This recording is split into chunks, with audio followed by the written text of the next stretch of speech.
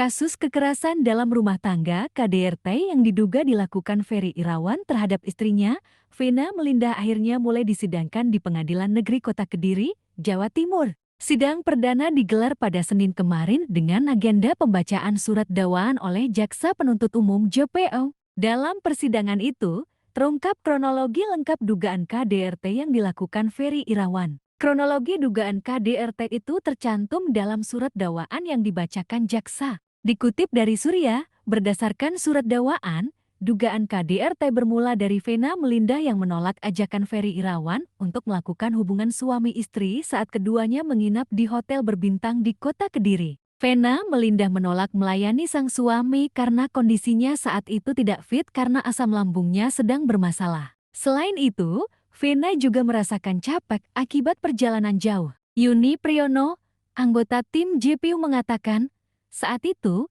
terjadi pula penghapusan pesan WhatsApp saat cekcok mulai terjadi. Vena Melinda kemudian mengatakan kepada Ferry sangat tidak relevan dengan keadaannya sehingga masalah kecil dipermasalahkan hanya gara-gara tidak berhubungan suami istri. Mendengar jawaban Vena Melinda, Ferry Irawan sempat mencolok bagian tubuh korban. Setelah itu, Ferry Irawan BAB di kamar mandi hotel dengan pintu terbuka. Kemudian pintu kamar mandi ditutup oleh Vena Melinda.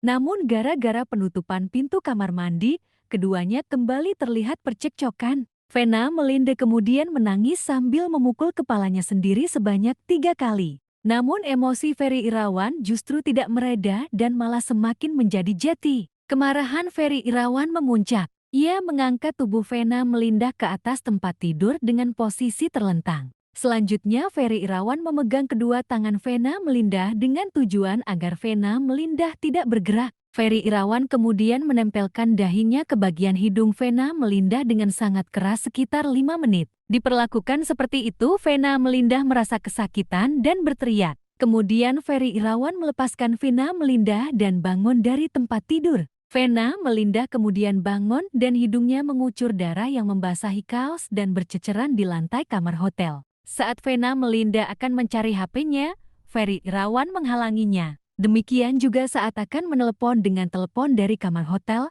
telepon langsung direbut oleh Ferry Irawan. Melihat kondisi istrinya yang bercucuran darah, Ferry Irawan berusaha untuk membantu membersihkan, namun ditolak oleh Vena Melinda yang mengaku trauma dengan perbuatannya suaminya. Vena kemudian keluar kamar bertemu dengan petugas hotel dan meminta untuk melapor kepada polisi.